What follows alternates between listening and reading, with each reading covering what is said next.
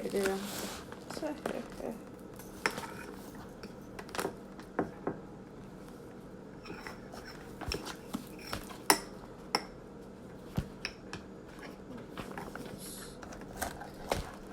That's wobble. Top of the day, beautiful people, top of the day.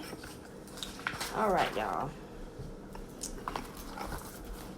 I am going to share this dream that I had before I start the reading. That's wobble, Isaiah. Yes, yeah. Okay, y'all. Let me write this down real quick. Haven't been getting much sleep. I mean, I've been sleeping, but shall I say I've been waking up earlier and earlier the last week. Like, I'm constantly, like, up at 3 now. And I'm just, like, can't go back to sleep. So, and the dreams are, like, non-stop. Some of them I remember, some of them I don't. This one, I definitely remember. I had a few more dreams. TT, I'm glad you tuned in because one of your children was in it. And a few other people. Actually, you was in a dream. You and him, Aaron. You and him was in the one I had before this one I'm going to share today. But it was a good dream because you both were in your homes. Good morning, Pastor Brenda. You both were in your, I'll just give you an overview real quick. You both were in your homes. I wasn't looking for you because the day was getting darker and I wanted to check on y'all. And when I came into your house, you both were like locked away in the closet. Like, not like, it was like you were hidden, protected, locked away in the closet. But y'all were in, you were in your own closets, you know, which represented, for one, you were protected, you were okay, and you were seeking Yah. Although you understood everything about your life wasn't perfect, you was like, Father, please protect me. Okay, so that was the gist of that dream show, but that's not the one I wanted to share with y'all. Okay, so, and I'm not quite sure, and I was like, Father, does this have anything with what I saw yesterday? Because it was something kind of like it. I shared something with a few of you, and I posted to my page yesterday. Okay. Happy Friday, y'all. It is Friday. Yay. April the 3rd, 2020, day 114, and we will be reading 1 Chronicles 5, 6, and 7. Okay. But yesterday I posted something about a young lady. Her name is Raquel Stroud. I'm not sure if you guys ever heard of her, but I just learned about her recently, and to me, she's clearly a prophet. You know, she's not one of the ones that call herself a prophet, but she's clearly a dreamer, and she sees visions, and she clearly hears the voice of Yah. Because I was going through, I started to scroll a page. I actually found out about it maybe a week ago, because my aunt sent me something. I'm like, who is this? I ain't never heard of her. So I look, I'm like, what she said was very interesting. It looked like some of what Yahuwah said to me and some stuff that I've dreamed about. So I found her, and I went to her page, and I started scrolling. I'm like, oh, Father, she clearly belongs to you. She's one of us. You know. So I was like, okay. So I started following her. It hasn't even been a whole week now. I started following her. And yesterday, something popped up in the feed as I was scrolling Facebook or whatever. And it said that she heard the voice of Yah said to tell the people to anoint yourselves on Friday, April the 3rd at 6 p.m. You know, anoint your head and anoint your homes.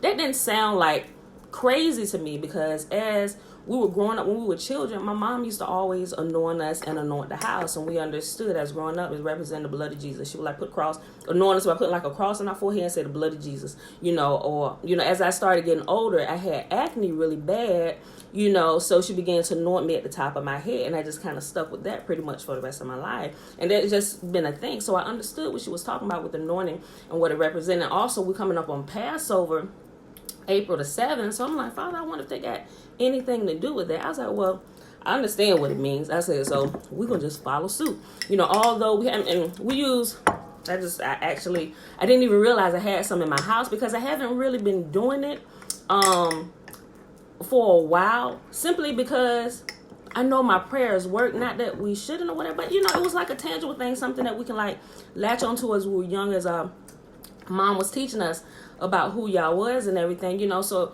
the olive oil, and actually the one she had, it was a small, it wasn't this particular brand, it was like Pompeii, Pii, I think that's how you spell it. But she would have the little small one, sometimes the one almost this size, and they just call it the anointing oil. They would get it, and what they would do, we wouldn't use it for cooking, although it's for cooking, but it was fresh pressed extra virgin olive oil. She would just take it and she would pray over it and ask Yahuwah to bless it and sanctify it and set it apart for his use. And that's all we would use it for, to anoint ourselves and to anoint our homes. So when I read that, that wasn't something new or strange to me. I understood it because I grew up doing that, simply because our mama taught us that,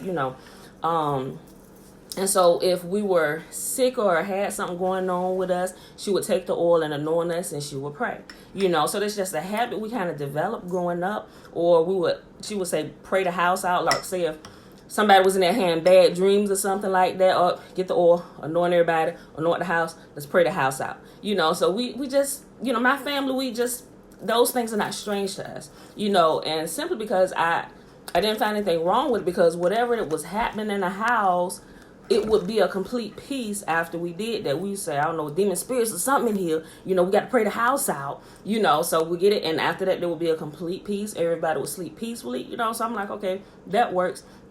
Maybe it wasn't necessarily the oil. Maybe it was just our faith and our prayers that did it. But it was like a tangible thing. Sometimes we need something tangible to kind of latch on to. And even throughout scriptures, we'll see Yahuwah doing it. He'll actually have a horn of oil. And they would pour it over. Yahuwah said, go anoint him and this. So like I said, it wasn't strange to me when I saw that. So I shared it yesterday. And so when I woke up this morning from my dream, I was like, okay, Father, okay, is this a dream that you've given me, or is this a dream based on what I saw yesterday, But as I began to think about the dream more and more while I was woke, it was so much detail in my dream that I don't know. I don't know. Based on, I'm about to share it with you, okay? But I don't know. Maybe she just kind of alerted. But like I said, today, April the 3rd, let me tell you what this represents first. She said, Yahuwah said to tell the people to anoint themselves April the 3rd, 2020 at 6 p.m. Now, mind you, she also fellowships with Israel and everything. And she knows, from what I understand, she knows who true Israel is, but she's not making like a big deal about that or whatever. She's strictly speaking the word of y'all, right? So, but when she said 6 p.m., I understood that the Jewish people or Israel, they use the time 6 p.m. as a solid across the board time where the Sabbath begins. Although we know during the wintertime it gets dark a little earlier, and during the spring and the summertime it gets dark a little later. So we actually observe the Sabbath when the sun actually goes down. If it's winter time and it gets dark at 5, Sabbath, stop everything. We prepare the day before, but when the sun goes down, we stop work, we stop doing all that, and we rest, we eat, whatever as a family. And if the sun goes down in the spring and the summertime later like it is now, we use that. We got more daytime to get some stuff done that we need to get done. We're out there in the garden or whatever. We need to make some last store runs or whatever so we can get back home, be in the house, and rest. And we take it really seriously because Yahuwah actually tests them. And I'm going to tell you the dream here in a second. I just kind of want to give you a background so you can kind of understand the dream just a little bit. Through here, he said that's one of the 10 commandments.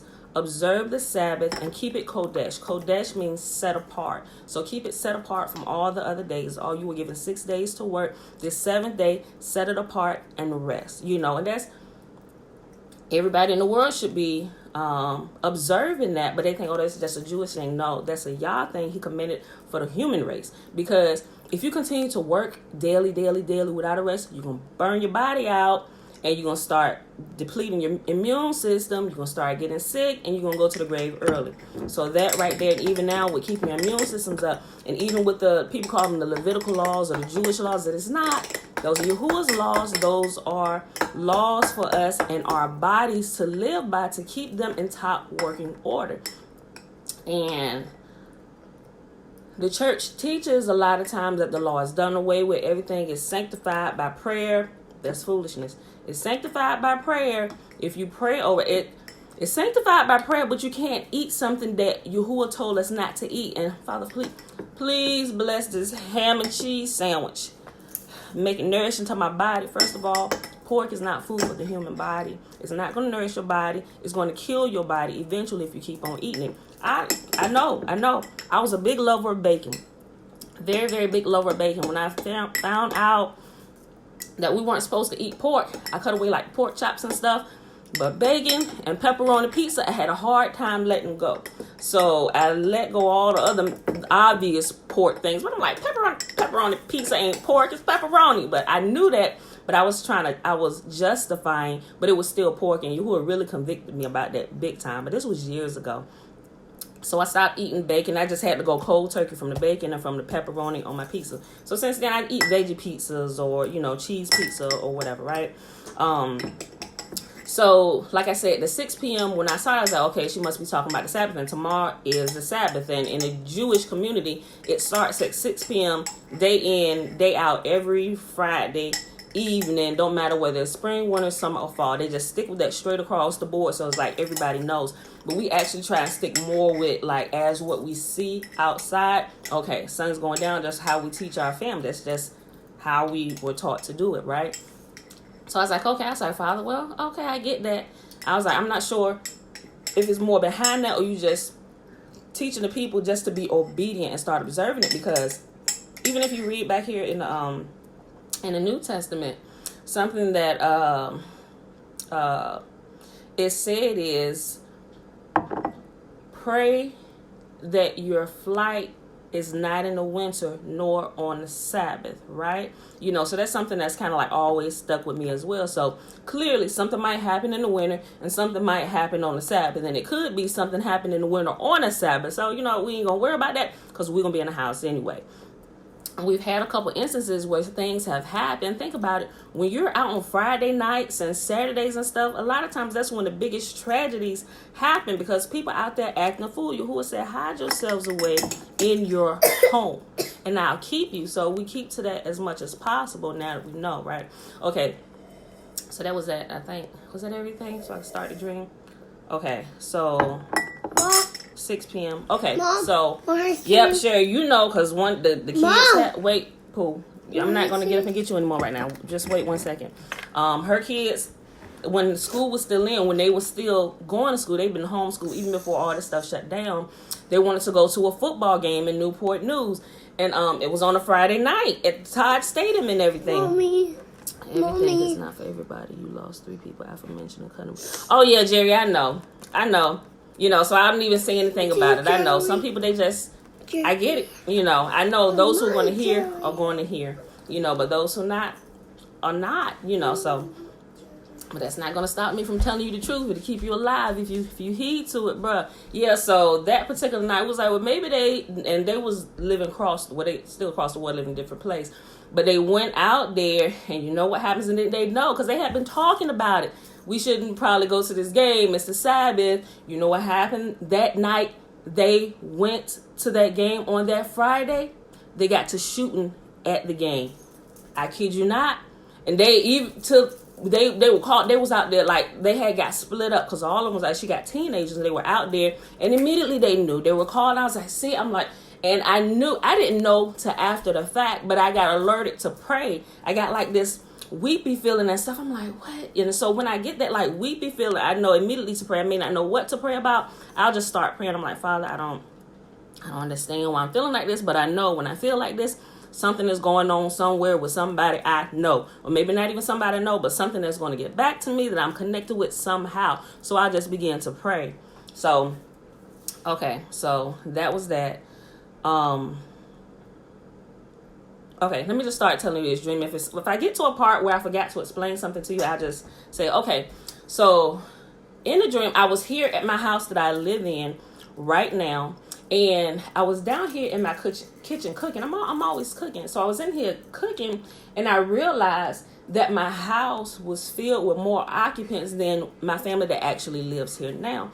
Like my older son, Elijah, and his wife, and his family was here in my house, and it seemed like my house expanded somehow for them to all have rooms here.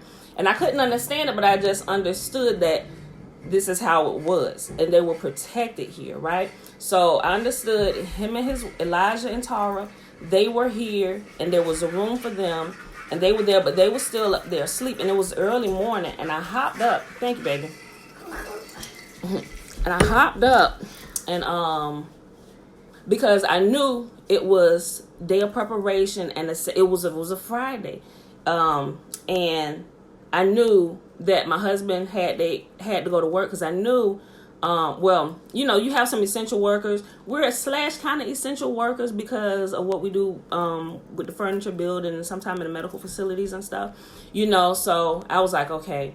And I asked him, I said, you think you're going to be able to make it back home before the sun goes down? He said, yeah, I should be able to. I was kind of feeling like, ooh, I don't know if he's going to make it back, you know. So I grabbed the oil, you know. I had the oil on top of my refrigerator. I grabbed the oil. I'm like, Father, I'm going to anoint him before he goes, just in case he don't make it back in the house before the sun actually goes down. Just keep him safe, you know. So he was doing like his normal thing. So I was in it, and food was cooking on my stove like early in the morning. And so I got the oil and I anointed my hands. I'm like, Father, what should I pray? You know, so he came down the stairs, and, you know, I kissed him like I always do. And I said, give me your hands. And he gave me his hands, and I just began to rub the oil in his hands. And I said, Father, please keep him protected while he's out there. And I said, fill him with your power. I said, bring him back home before the sun goes down.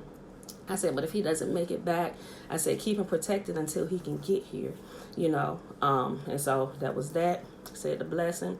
He left out. And as he left out, Pastor Brenda, this is where, you know, your son, his wife, TJ, but his wife and I realized that they were living here too. And I'm like, okay. I wasn't shocked when I saw her come down the stairs, because in a dream, I knew they were here. And so she came down the stairs, and I said, hey, I said, you hungry? She said, no, not really. I was like, okay. I said, well, I'm cooking. She said, okay. She just walked through the house. You know, like you get up in the morning, you come down the stairs in your house. This was just a normal thing. And she, you know, went down and everything. And so I'm standing there cooking, and I'm in there. And then I thought about, and for some reason, it seemed like the day sped up just a little bit, and we were halfway through the day. It just sped up just that quick. But as it was speeding up, it was weird. As it was speeding up, I saw Michelle come back through the house and go back up the stairs. And so, it was probably about 2, maybe 3 in the dream. And my nephew, Aaron, he used to live here with us for a couple years, but he went to stay back home with his mom, like, it was last year, sure. So, but in the dream, he was still back here. In this particular dream, he was back here living in the house. And he said, Aunt Pam, I'm going to go over to the basketball court for a little bit. I said, okay, make sure you're back here before the sun goes down. He said, yes, ma'am, I know. Sabbath is coming. I'm going to be here. So he left out, but he was covered. And he had on like a hoodie, but he was covered, you know, like, and he had on this color hoodie, but his head, he was covered, right? And so he went out, and I noticed, and I saw myself moving around in the kitchen, and I'm cooking, and then I was like, let me go ahead and begin to anoint the children and anoint my house. So I got the oil, and I began to anoint the house, and I began to anoint on my children. I'm like, Father, protect us, protect them. And I say, and let your power flow. And that was the prayer that I was praying. Like, I didn't have to think about it. I took their hands and I anointed hands. I began to rub the oil in on them and everything. I said, protect us, protect them. I said, and let your power flow through them, and let your anointing be seen upon their lives. And that was the prayer, right? And so that was that. And then it was about, I knew the time. Then Michelle and her husband TJ walked down the stairs. They were fully dressed and they were about to go out the door. They said, we'll be back. We're going to go out and do a couple things. And I looked at them, and I looked at my kitchen at the time, and the time said like 4:47 p.m. And I thought to myself, the sun is going to be going down soon. Y'all leaving out kind of late. That was my thought. I didn't say it to them, but that's how I looked, and they were just looking at me. I said, you guys think you're going to make it back here before the sun goes down? They said, yeah, we should. But I didn't feel like they were, not that I felt bad, but I was like, I'm thinking y'all kind of cutting it close. There was no reason to believe that they weren't going to make it back in time. So I was like, but what I said, those were the thoughts in my head. Then I said, and I was like, okay, what can I say just to kind of jog their memory, just to make sure they're aware of the time? So I said, you guys think you're going to be back before sundown? I want to make sure I'm cooking enough for everybody. She was like, well, yeah, we should be. I was like, okay. But I didn't anoint them before they went out the house, but they were also covered. They also had hoods, and I realized that they were covered. So they left out, and I looked at the time. I was like, okay, I need to make sure Aaron gets back in the house. And then Jeremiah comes walking down the stairs. And what I realized with my children in my dreams, depending on who it is, because all of my children have biblical names, I know, like a lot of times when they just pop up, I need to go to that book and read, so I meditate on that book and listen to it and read it all day. So Jeremiah, this particular time, and I'm not sure if y'all seen Jeremiah lately, but, Jeremiah's head is covered in dreads. His dreads are longer than mine. So he come down the stairs. He said, Mom, where's Aaron? The sun is about to go down. What? Hey, let her, can she play with it for a few minutes? That's Josh. Is he building? But is Joshua still asleep? No. Okay, did Joshua ask for it? Just okay, go talk to Josh about that. He said we need to get. Hey, chill, Isaiah. Okay, let her leave her alone. Let her play with it until Joshua wants it. Okay, so he said the sun is about to go down. We need to make sure Aaron gets in the house. I said he went down to the basketball court. Go ahead and get him. But when he left out, Aaron came in. And he must have missed him, and they didn't see each other. So when Aaron came in, he's like, all right, I'm paying my back. I said, come here. I said, hold your hands out. And so I took his hands, and I began to rub the oil in his hands. I said, Father, thank you for your protection. Continue to protect him. I said, and let your power flow through his life.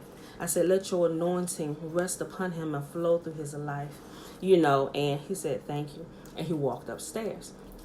And so I was like, okay. And that was the prayer that I was praying over everybody. It was like I could feel it.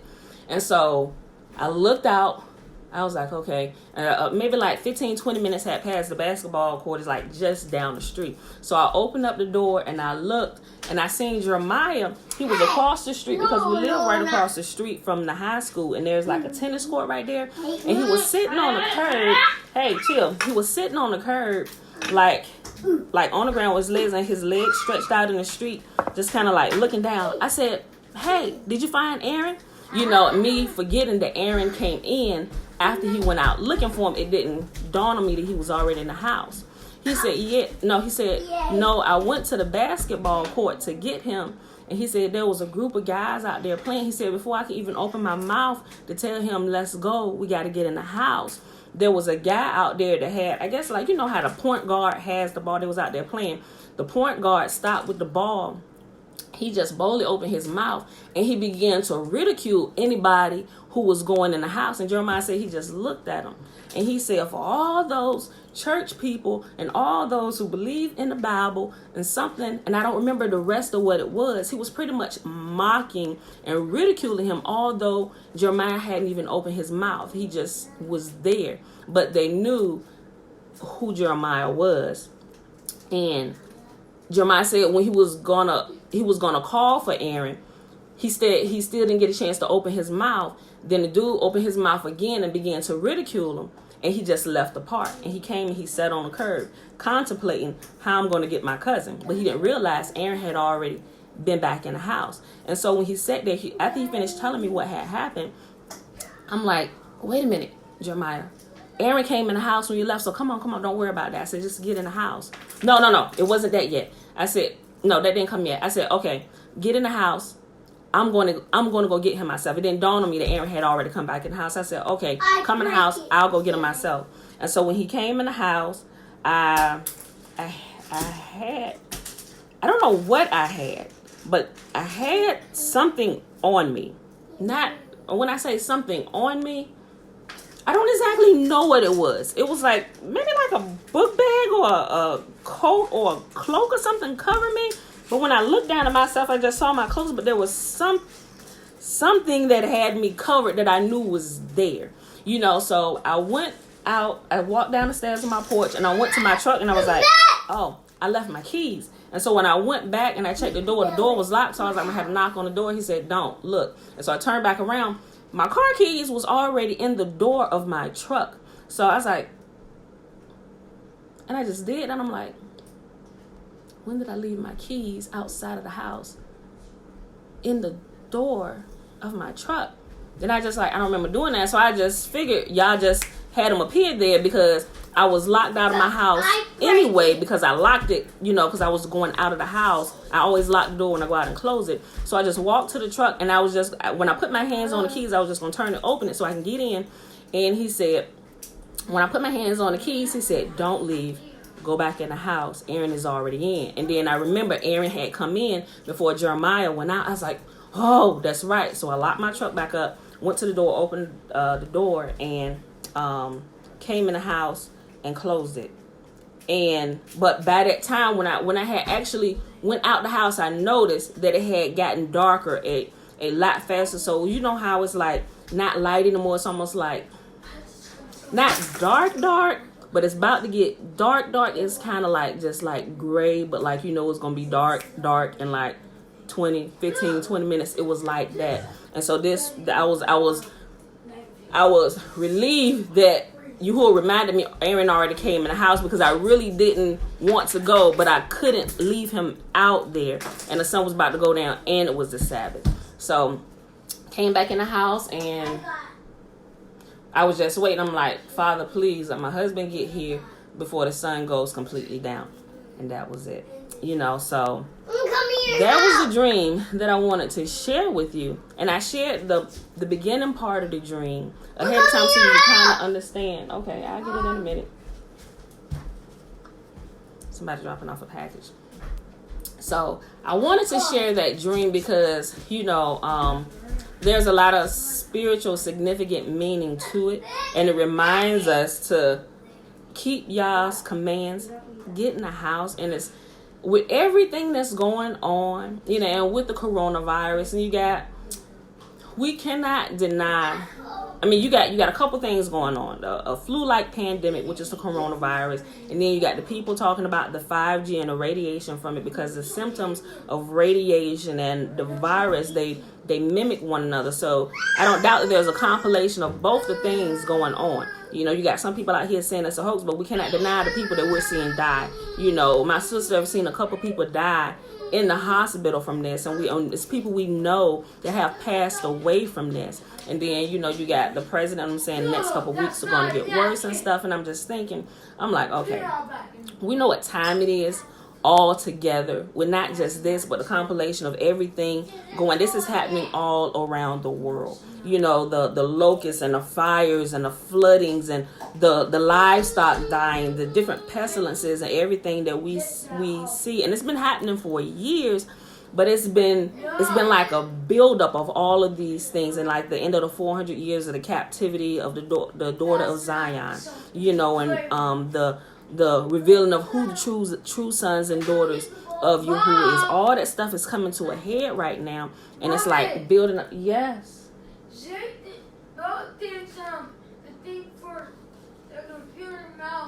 Hey, it's chill, y'all.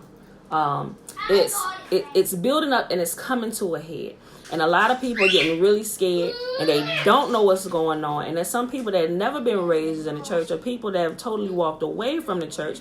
I'm not one who's walked away from the church. I just walked away from the foolishness of the church to seek Yah myself. And it's like when I did that, because it was like a time when I was like, Father, I don't want my children growing up in a bunch of foolishness.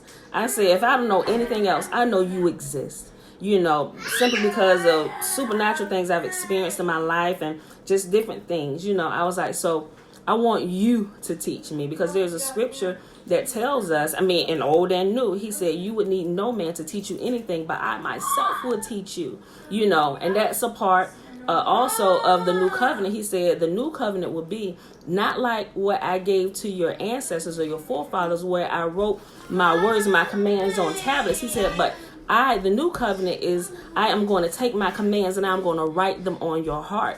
And everyone shall know me, from the least to the greatest, right? That's what it says.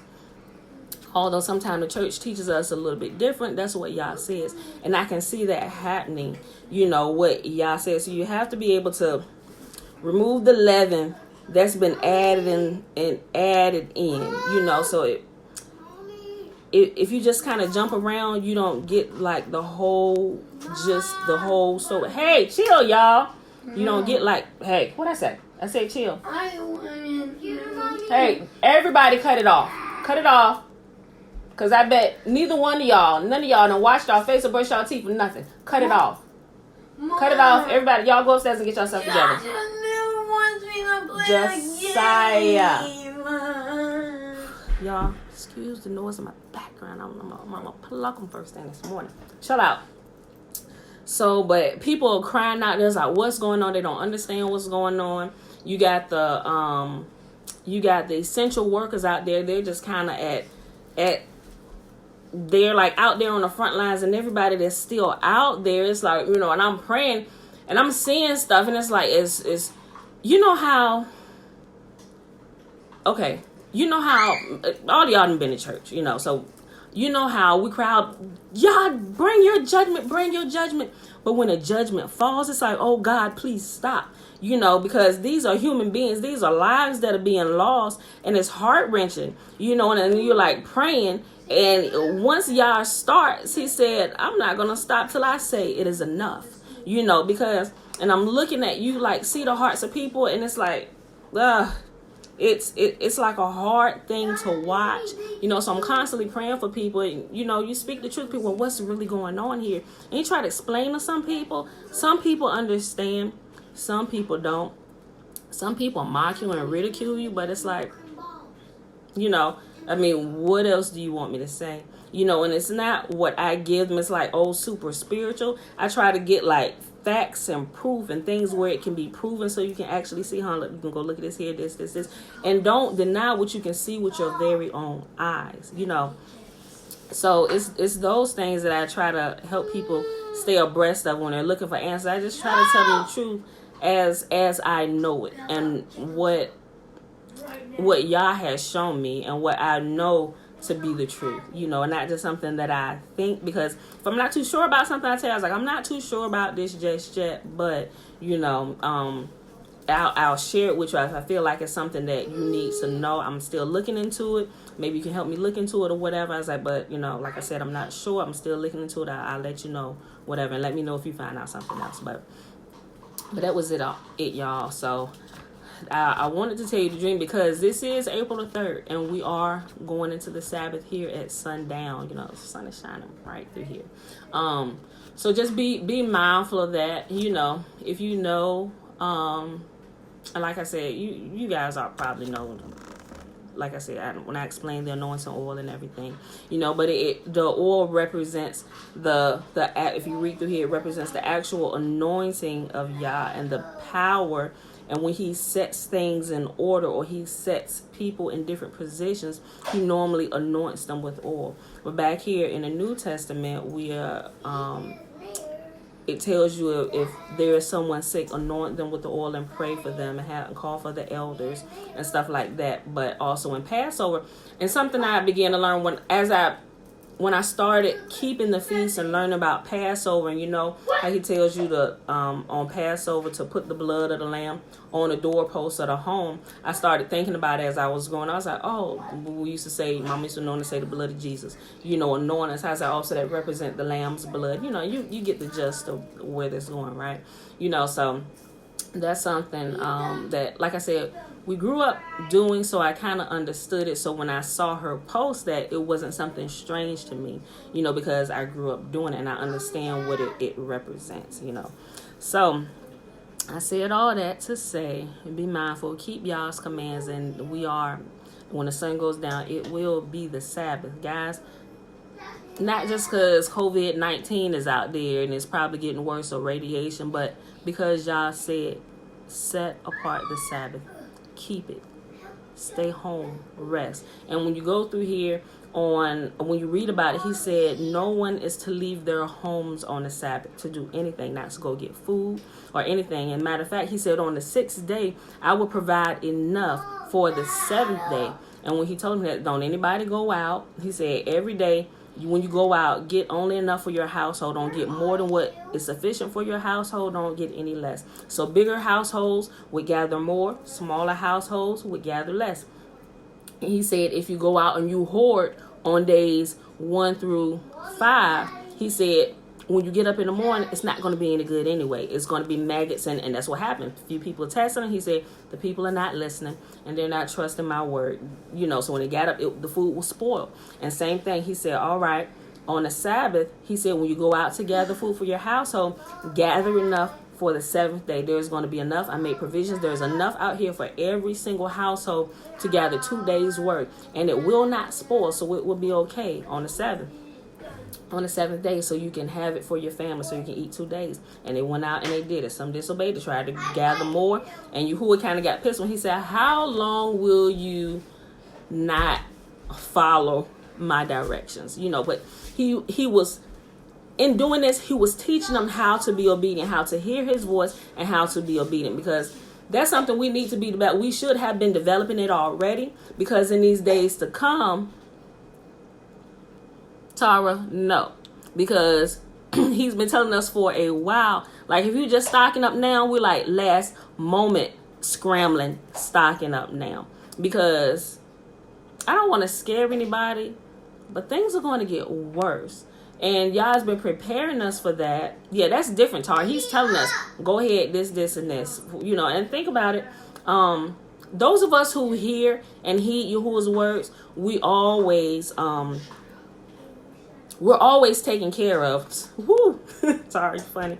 But he always makes provisions for us. Even sometimes when we think we're short. Like I said, when we started keeping the commands, we realized we weren't falling short in places anymore. It blows our mind how things just line up and get us through, and we have like an overabundance where we can help other people. So it's like, man, I'm telling you, and I be trying to tell people, keep his commands. Like, you lose friendships with time. Return to y'all's commands. There is nothing hard about this. I know what the church tell you is done away with, is summed up in this in love. Okay, but what is love?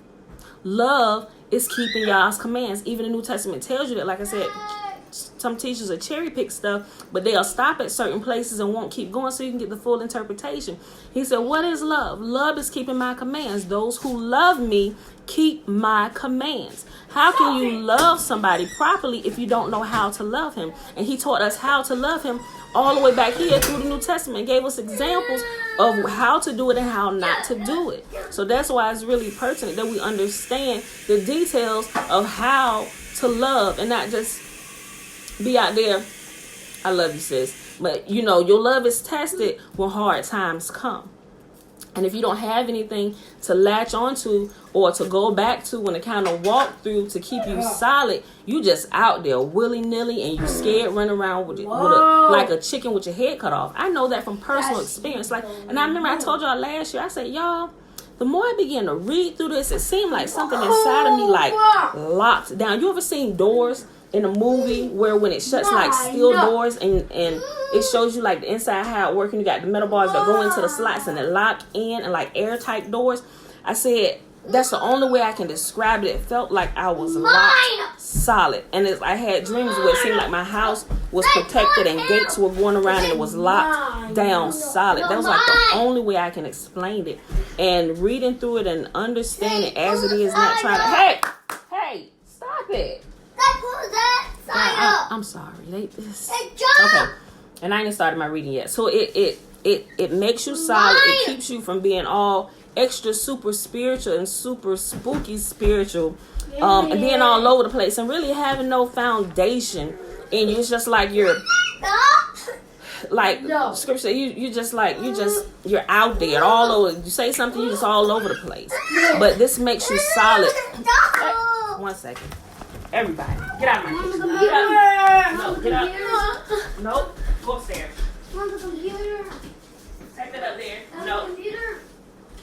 Y'all doing the most. I'm not even gonna cut that on. The rest of y'all go upstairs. Joshua's the only one quiet. Okay. All right, y'all. So with that being said, okay.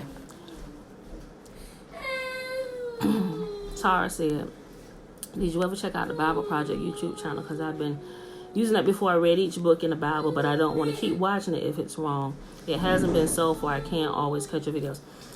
I've watched them. They're pretty good. Just give you a good summation of everything. It really is, Tara. And it's really just, it's not going through giving you like its own interpretation. It's literally summing it up as you read it. So I like that. The Bible Project is really good. Yes.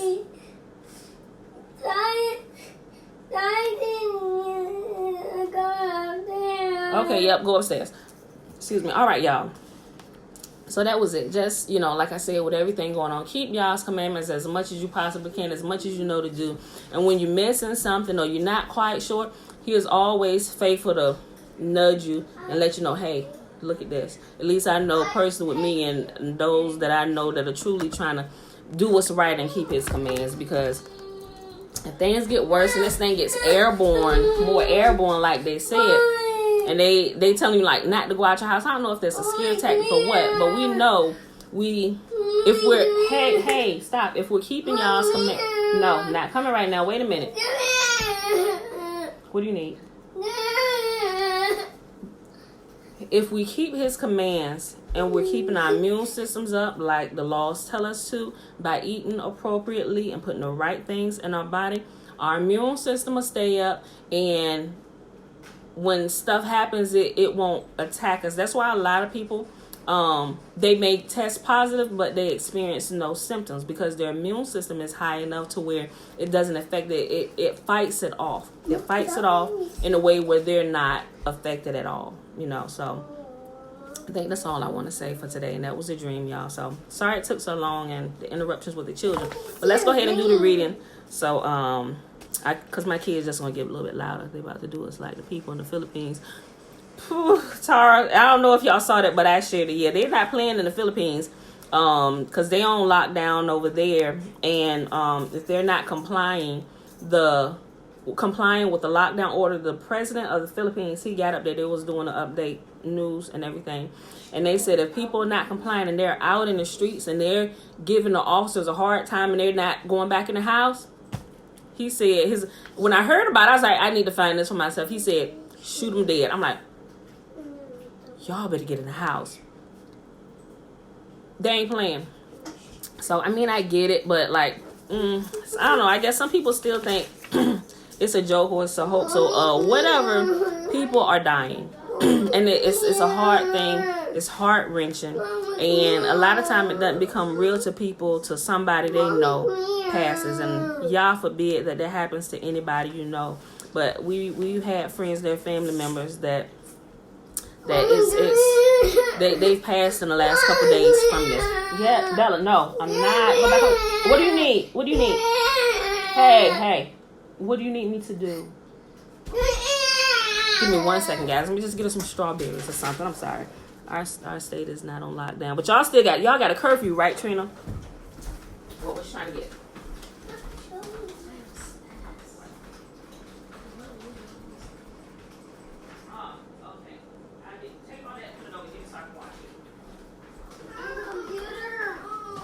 Okay, well, leave it there. I'll help you get it up in a minute. You about to come get her. Girl, she doing most. Okay, all right, y'all. Okay, so our reading is 1 Chronicles 5, 6, and 7. Now the sons of Reuben, the firstborn of Israel, for he was the firstborn, but forasmuch as he defiled his father's bed, his birthright was given unto the sons of Joseph, the son of Israel, and the genealogy is not to be reckoned after the birthright. Okay, yeah, Trina, y'all on lockdown. Something I wanted to say about the dream that I've already explained if you're just coming in. In the dream, it seemed like there was, because we saw that it was getting dark and we had to get in the house, there was some impending something that was about to take place. That's why it was so pertinent that we got in the house. That I don't know if I said that, but I just thought about it. As I saw it, the time was progressing, and I saw it. Then I saw the time. It was like 2 or 3. Then later it was like 4:47 when they were walking out the house. Like, why are you leaving out so late? Then the time that I saw when Jeremiah came back in the house, and I was about to go get him, and I saw it was darker. It was like something. I'm not exactly sure, but there was something impending that was about to happen, and we had to be in the house, so we know that by keeping y'all's command, he keeps us. And like if you're outside, if you're not following a command, when when things hit the fan and you're kind of outside of that covering, because if you're not where he told you to be, when that happens, that's your own life that's at stake there, you know. So that's why it's like, you know, so that's why I really wanted to share that. So I'm like, really listen to the voice of y'all. Like, if y'all are not fasting, Pick up. you want me to pick you up? If y'all are not fasting, I would really recommend that y'all amp that up. Start fasting. Even if you fast a meal or something, whatever y'all leads you to do, you know, because it's going to help clear you up where you can hear him, right? And what you need to be doing right now for you and your household, seriously. So, didn't I give you some Carmex, little girl? For your lips? Okay. All right, so I'm going to go ahead and finish reading. First Chronicles chapter 5. I just read verse 1, so I'm going to start at 2. For Judah prevailed above his brethren, of him came the chief ruler, but the birthright was Joseph's. The sons, I say, of Reuben, the firstborn of Israel, were Hanok and Palu, Hezron and Carmi. The sons of Joel, Shemaiah his son, Gog his son, and Shimei his son, Micah his son, Rei his son, Baal his son. Bella, stop. I need you to stop, okay? Mine comes right here. Bera his son, whom Tiglath-Pileser, king of Assyria, carried away captive. He was prince of the Reubenites, and his brethren by their families, when the genealogy of their generations was reckoned, were the chief, Jael and Zechariah, and Bela the son of Azaz, the son of Shema, the son of Joel, who dwelt in Arar, even unto Nebo and Baal Meon. And eastward he inhabited unto the entering in of the wilderness from the river Euphrates, because their cattle were multiplied in the land of Gilead. And in the days of Shaul they made war with the Hagarites, who fell by their hand, and they dwelt in their tents throughout all the east land of Gilead. And the children of Gad dwelt over against them in the land of Bashan until Salcah. Joel the chief, and Shapham the next, and Janai and Shaphat in Bashan. And their brethren of the house of their fathers were Michael, and Meshullam, and Sheba, and Jorai, and Jachan, and Zia, and Heber, 7. If y'all didn't know, guys, we'll be reading through this right here, the Chronicles. Some of this is a lot of genealogy, so bear with me. These are the children of Abihail, son of Huri, the son of Jeroah, the son of Gilead, the son of Michael, the son of Jeshishai, the son of Jado, the son of Booz, Ahai, the son of Abidel, the son of Guni, chief of the house of their fathers. And they dwelt in Gilead and Bashan, and in their towns, and in all the suburbs of Sharon upon their borders. All these were reckoned by the genealogies in the days of Jotham, king of Judah, and in the days of Jeroboam, king of Israel. The sons of Reuben and the Gadites, and half the tribe of Manasseh, of valiant men, men able to bear buckler and sword, and to shoot with the bow, and skillful in war, were 44,703 that went out to war. And they made the war with the Hagarites, and Jesher, and Naphish, and Nodab. Hey, listen, get down. Get down. Give me a second, y'all. Y'all, get down, Bella. Look. You go in here with your brothers. I'm going to see what says with Dad.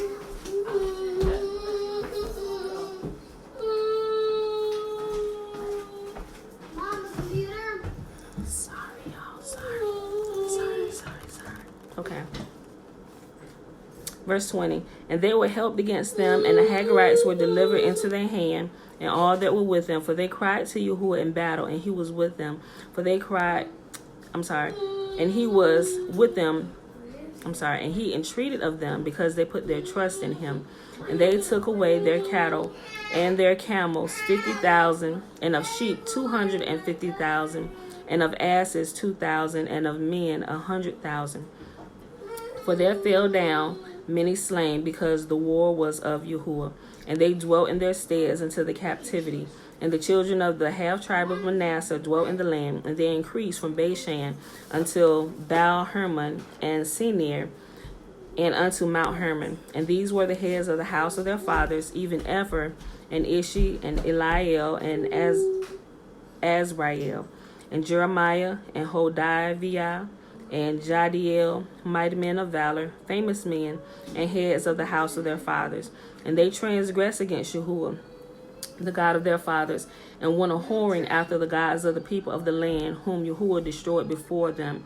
And the God of Israel stirred up the spirit of Pul, king of Assyria, and the spirit of Tiglath-Pileser, the king of Assyria, and he carried them away, even the Reubenites and the Gadites, and the half tribe of Manasseh, and brought them unto Halah, and Habor, and Harah, and unto the river Gozan unto this day.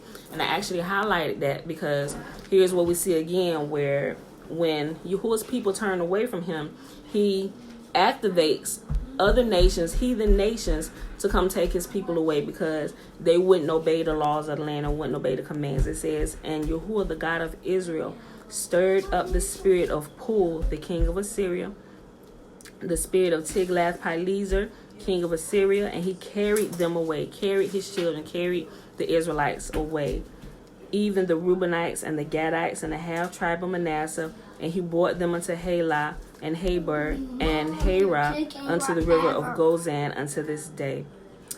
2 Chronicles chapter 6. Wait a minute. I'm sorry. 1 Chronicles chapter 6. The sons of Levi, Gershon, Kohath, and Merari, and the sons of Kohath, Amram, Izhar, and Hebron, and Uzziel, the children of Amram, Aaron, and Moses, and Miriam, the sons also of Aaron, Nadab, and Abihu, Eleazar, and Ithamar. Guys, bear with me because this chapter is 81 verses. Yep, it's a lot of genealogy. Eleazar begat Phinehas, Phinehas begat Abishua, and Abishua begat Buki, and Buki begat Uzi. Uzi begat Zerahiah, and Zerahiah begat Marioth. Marioth begat Amariah, and Amariah begat Ahitub. And Ahitub begat Zadok, and Zadok begat Ahimaaz. And Ahimaaz begat Azariah, and Azariah begat Johanan. And Johanan begat Azariah. He it is that executed the priest's office in the temple that Solomon built in Jerusalem. And Azariah begat Amariah, and Amariah begat Ahitub. And Ahitub begat Zadok, and Zadok begat Shullam. And Shullam begat Hilkiah, and Hilkiah begat Azariah. It's a lot of Azariahs. And Azariah begat Sariah, and Sariah begat Jehozadak. And Jehozadak went into captivity when Yahuwah carried away Judah and Jerusalem by the hand of Nebuchadnezzar. See how it says when Yahuwah carried them away by the hand of wicked nations, the king of Babylon. So Yahuwah said, I create good, I create evil. So when we see things happening, Yahuwah's hand is directly behind it to cause everything to work together how he created it to. Sometimes we may not be able to see that with our eyes, and a lot of times we're like, well, where is God? Where is God in all of this? He's been there the entire time. You probably just been blinded to what's been going on because of what you're dealing with personally. All right? Verse 16, the sons of Levi, Gershom, Kohath, and Merari. And these be the names of the sons of Gershon, Libni and Shimei. And the sons of Kohath were Amram and Izhar and Hebron and Uzziel. The sons of Merari, Mali and Mushi. And these are the families of the Levites according to their fathers. Of Gershon, Libni his son, Jahath his son, Zimmah his son, Joah his son, Iddo his son, Zerah his son, Turai his son. The sons of Kohath, Aminadab his son, Korah his son, Aser his son, Elkanah his son, and Ibiasaph his son, and Aser his son, Tahath his son, Uriel his son, Uzziah his son, and Shaul his son. And the sons of Elkanah, Amasai and Ahimah.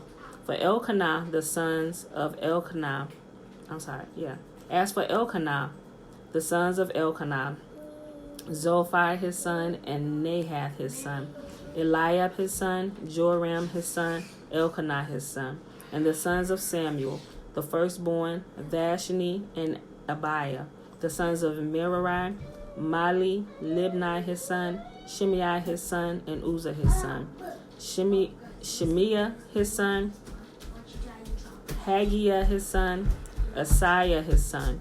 And these are they whom David set over the service of song in the house of Yahuwah, after that the ark had rest.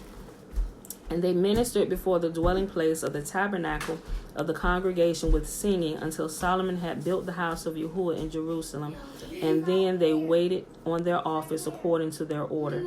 And these are they that waited with their children of the sons of the Kohathites: Heman the singer, the son of Joel, the son of Shemuel, the son of Elkanah, the son of Jeroham, the son of Eliel, the son of Toah. Hey, shush. They go sleep me.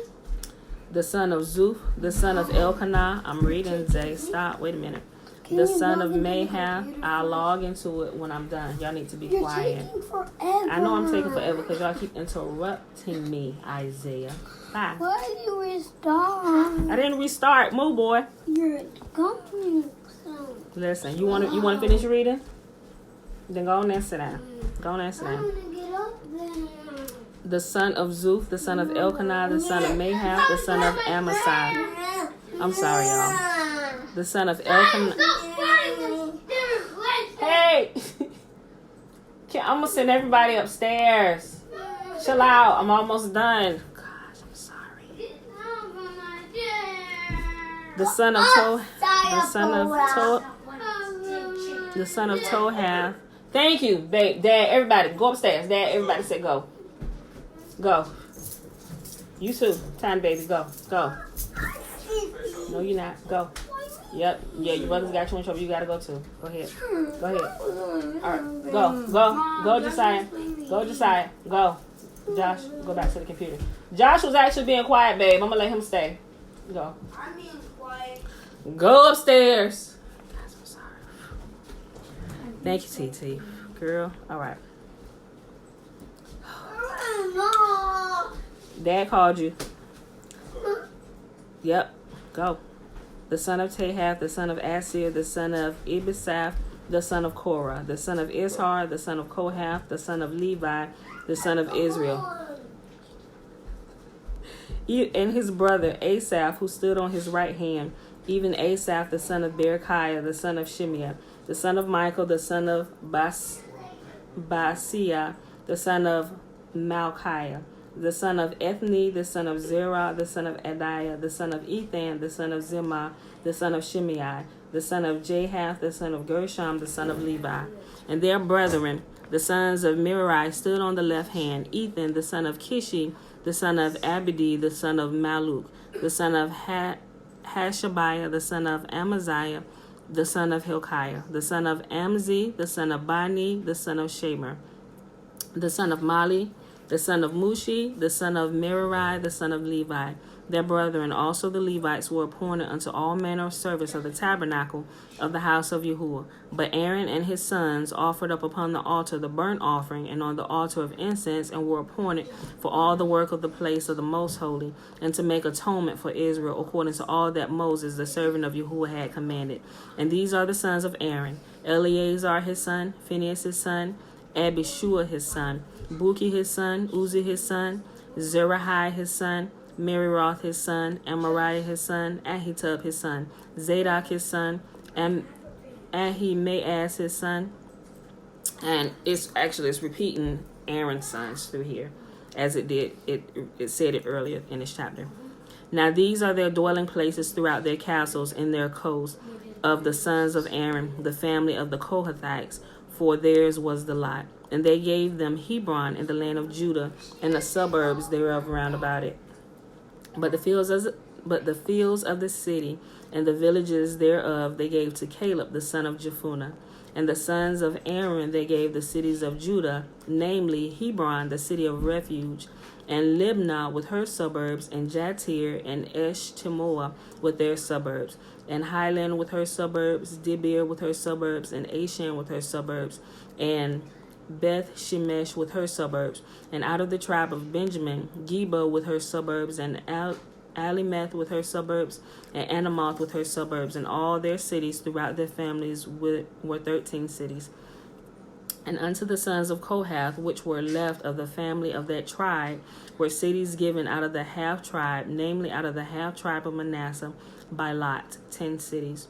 And to the sons of Gershom throughout their families, out of the tribe of Issachar, and out of the tribe of Asher, and out of the tribe of Naphtali, and out of the tribe of Manasseh, and Bashan, 13 cities. Unto the sons of Merari were given by lot throughout their families, out of the tribe of Reuben, and out of the tribe of Gad, out of the tribe of Zebulun, 12 cities. Okay, if you haven't caught on to what it's saying, remember the Levites didn't get a portion of land, because everything that was Yahuwah's that the people gave to Yahuwah in turn gave to the Levites. So they didn't get a portion of land, but within each tribe, we had the Levites spread out. Remember, the Levites are the priests, right? And they're the ones that send up the prayers and offerings for all the other tribes on their behalf, right? So the Levites were scattered out within each of the other 11 tribes, and within those tribes, like the tribe of Judah, all the land that they had allotted to them, as well as Naphtali and Gad and Dan, within their cities, they gave cities to the Levites where they dwelt. Get it? Okay, so the Levites weren't given land by Yahuwah, but Yahuwah commanded the other tribes to allot them portions of their land because they were there. I hope that makes sense. So they had land within the other tribe where they were stationed at to be priests. They had land there that was given to them by that particular tribe, so they would have places to live. Okay. And the children of Israel gave the Levites these cities within their suburbs, and they gave by lot out of the tribe of the children of Judah, and out of the tribe of the children of Simeon, and out of the tribe of the children of Benjamin, these cities which were called by their names.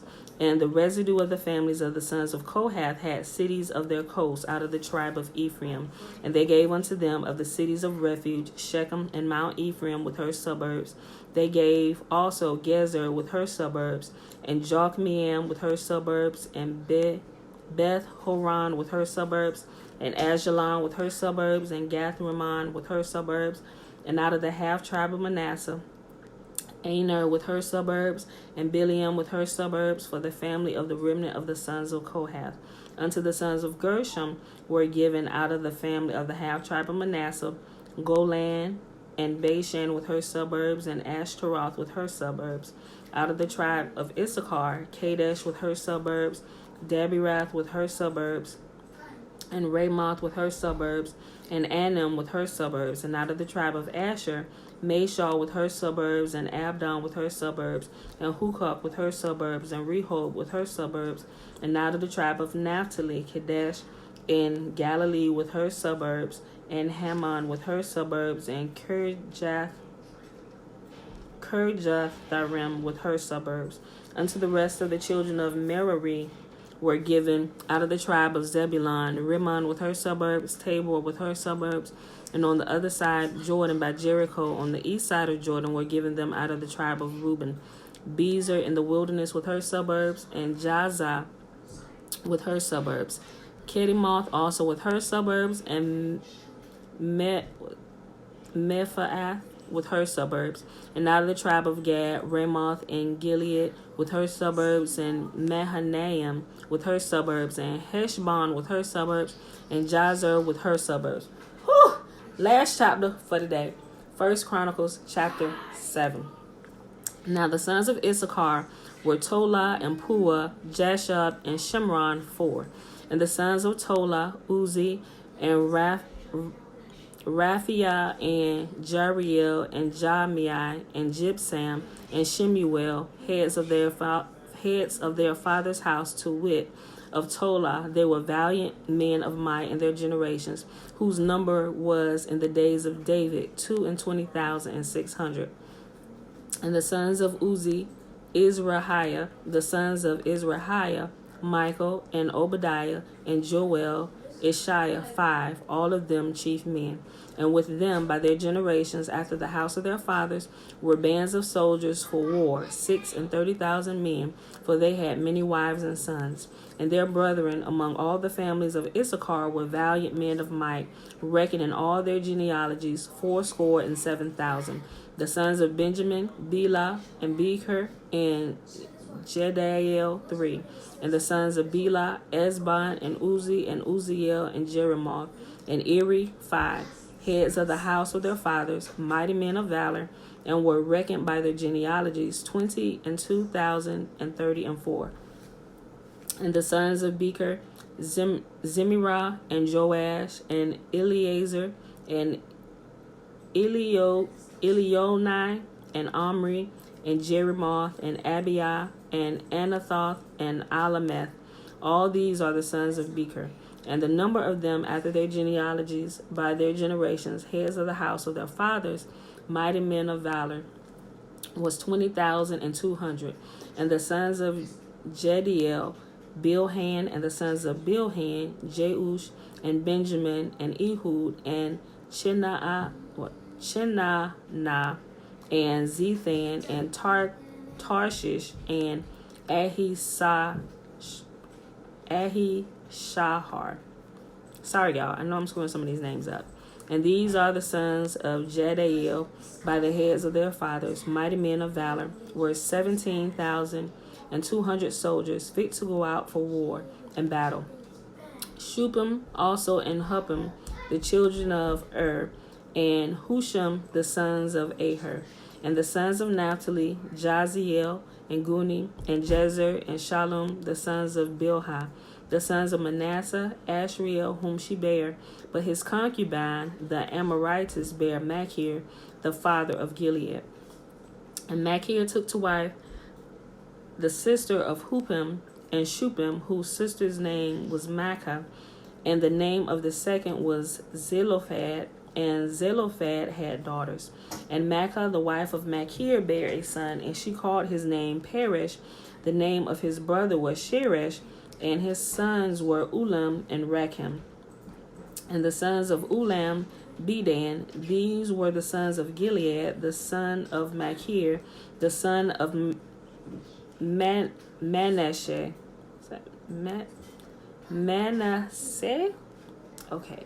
And his sister Hameleketh bare Ishad and Abiezer and Mahalah. And the sons of Shemidah were Ahian and Shechem and Lichai and Aniam.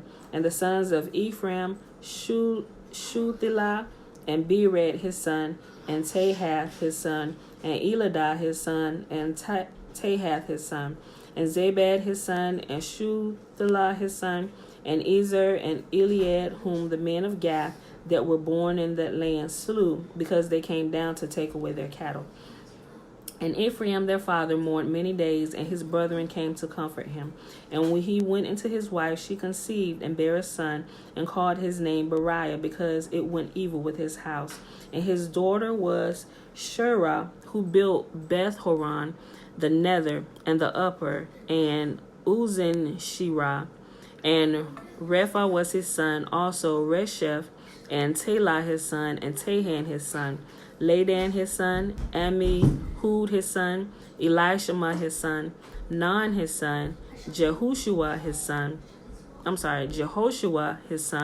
and their possessions and habitations were Bethel and the towns thereof, and eastward Naran and westward Gezer, with the towns thereof, Shechem also the towns thereof, unto Gaza and the towns thereof, and by the borders of the children of Manasseh, Beth Shean and her towns, Tanakh and her towns, Megiddo and her towns, Dor and her towns, and these dwelt the children of Joseph, the sons of Israel. The sons of Asher, Imnah, and Isua, and Ishui, and Beriah, and Surah their sister. And the sons of Beriah, Heber, and Malchiel, who is the father of Berzavith. And Heber begat Japhlet, and Shomer, and Hotham, and Shua their sister. And the sons of Japhlet, Pesach, and Bimhal, and Ashvath. These are the children of Japhlet. And the sons of Shemer, Ahai, and Roga, and Jehuba, and Aram. And the sons of his brother Halem, Zophath, and Imnah, and Shelash, and Amal. And the sons of Zophah, Sua, and Harnefer, and Shual, and Beri, and Imrah, Bezer, and Had, and Shammah, and Shilshah, and Ithran, and Bera. Y'all know these black folk. Don't nobody reproduce like this but us. And the sons of Jether, Jephunneh, and Pispa, and Ara. And the sons of Ulah, Ara, Haniel, and Rizah. All these were the children of Asher, heads of their father's house, choice and mighty men of valor, chief of the princes, and the number throughout the genealogy of them that were apt to war and to battle was 26,000 men. And that, my beautiful people, is our reading for today. I know I lose a lot of people when we go through the genealogies, just simply because a lot of people don't think it's important, but it truly is important the more you read it, because it better helps you to understand what's really going on. Yep, yeah, we reproduce like baby's kids. Well, and technically that's not right. The cartoon Bebe had a lot of kids. You know, so when you hear Bebe's kids, they think about the cartoon and automatically assume that they bad kids. Bebe was actually the mama, and she had like 1 billion kids. Those Bebe kids, 24, not 21. Okay, yep. So look like we're heading down that same road, Tara, ain't we? No, let me stop. Okay, y'all. So I hope y'all enjoyed the reading for today. If you missed the dream, go back and listen to it. It's at the very beginning. I take like the first, I don't even know how long. I was probably like 15, 20 minutes, because I gave you a background so you understand some things that were sticking out of my dream. That's what I said. I didn't know that I would have 6 kids, right? Okay, so with that being said, y'all, I'm going to go ahead and bless everybody. Remember, we're in their preparation. So as much as you can, be at home before the sun goes down. We got more than baby. Yeah, we do. Be at home before the sun goes down, so you and your household can just be obedient to Yahuwah's command by observing the Sabbath and keeping it set apart and rest. And you know what's crazy is everybody, if you're not essential workers or you being hard-headed. Pastor Brenda, I actually, this time around when I started over, I started reading from the KJV, because, you know, we read the first time we used the Sefer, and not too many people had it, but I like the way it read. It reads like the KJV, but what it does, wait a minute, boo. For y'all that don't know, it replaces, it uses the original names of the cities and everything. But that's the difference between the Sefer, and plus the Sefer has the Apocrypha added in it. So, but I do still use my Sefer, but on the readings, just because I was getting so many questions and some people weren't able to afford, I was like, everybody has the KJV. So I just went back to using the KJV, Pastor Brenda. So that's what I'm reading from. I'm old faithful here. You can see how old this is. I don't know how I didn't have this Bible for so long. So with that being said, y'all, may Yahuwah bless us and keep us. May Yahuwah make his face to shine upon us and be gracious unto us. May Yahuwah lift up his countenance upon us and give us his peace. All right, y'all. I love y'all, and I will see you bright and early in the morning, and hopefully without all the noise of my children. So hopefully they'll still be asleep. Okay, baby girl, you can press it.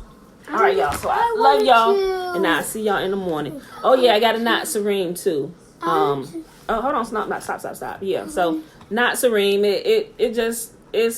it highlights some more truths and stuff, and makes bold in here a lot of things that people tend to look over when they're reading. So it brings your what I say? That's right. I'm sorry, because tomorrow's the Sabbath. But I'll see you bright and early Sunday morning. Thank you. So, but yeah, if you have a Natsarim, I talked about that the first time we were going through. So some of you actually got the Natsarim.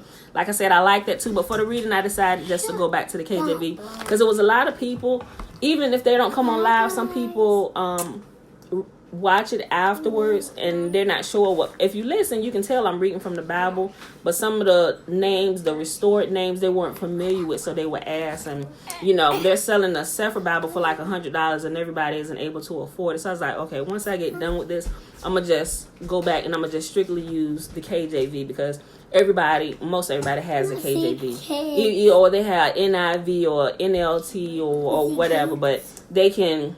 You get it. I just wanted to read something that everybody pretty much has. So I chose to go back with the KJV this time reading through. So, but yes.